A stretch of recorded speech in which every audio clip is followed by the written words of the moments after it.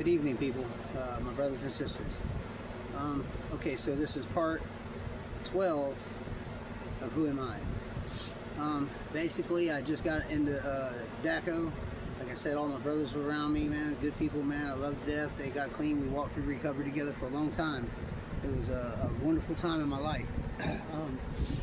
Now, let me tell you something. That's coming from somebody that had no idea how to live, really. All I did was survive my whole life.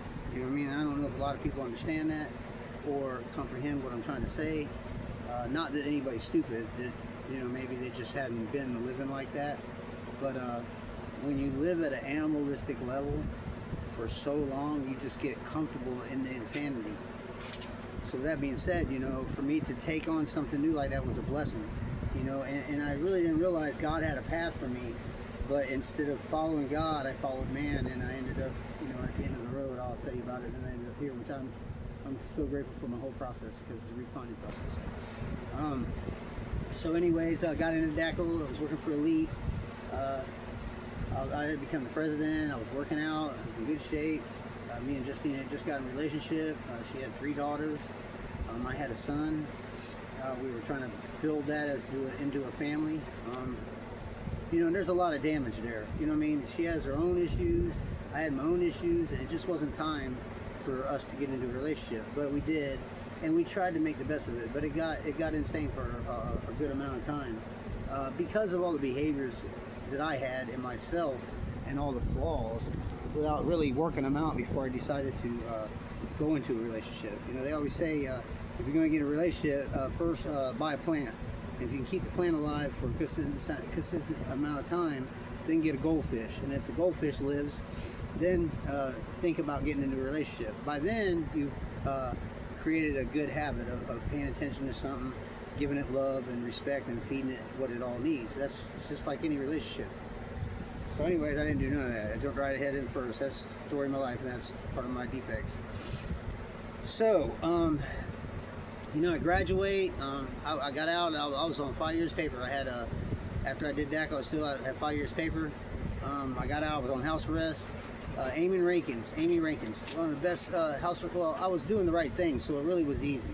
But she was a sweetheart, blessing in my life. Never gave me a problem. I always didn't give her no problem, so we had a good relationship. And then when I rotated out of house arrest, which I hated leaving her because we had such a good relationship, into my other probation officer, he was a blessing too. I can't remember the gentleman's name, but he was a blessing. You know, when you're doing the next right thing and you're in line with things and you're not going against the current, I'm not talking about the world. I'm just talking about society itself and the way that we're supposed to follow rules and stuff. And that wasn't none of my life back in the day. So, you know, with that being said, I don't know. It was just a blessing, you know. So I did that, and then I had gotten my license. I hadn't had that in a long time, and then I was working still, and then I ended up going to another place called Freestyle Pool and Spa. Great people. Built a bunch of relationships there. A few of people in recovery came and worked with us and worked with me. It was a blessing. Learned a lot more about pools there, and then and from there we, you know, after I was, you know, out for a while and I was working for Freestyle, you know, I was just going to meetings. You know what I'm saying? I knew that I used dope every day, and I was in my behavior. So, you know, I got a sponsor, John Mitchell. I had found a home group as soon as I got out, and found my brother in that home group that was part of that sponsor tree. Josh, which was a blessing. That was my brother. That's the one I talked to you all about, that on the way home from a meeting, the war's over, on the way from home from a meeting, he got T-boned by a drunk driver. Ain't that crazy? Beautiful young man. Great people, good spirit, old spirit for such a young man.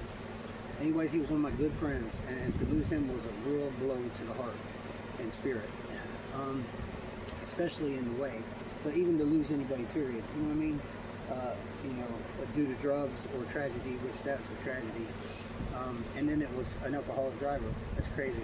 Just T-boned him, did a illegal U-turn, and while he was coming home on a motorcycle. Well, anyways, I'm going to go with this. Sorry, you can only get so much on here. It's 5 minutes, and then that's a wrap. So I'm trying to stay within that 5-minute period. But I love y'all, and I hope that this is not boring you.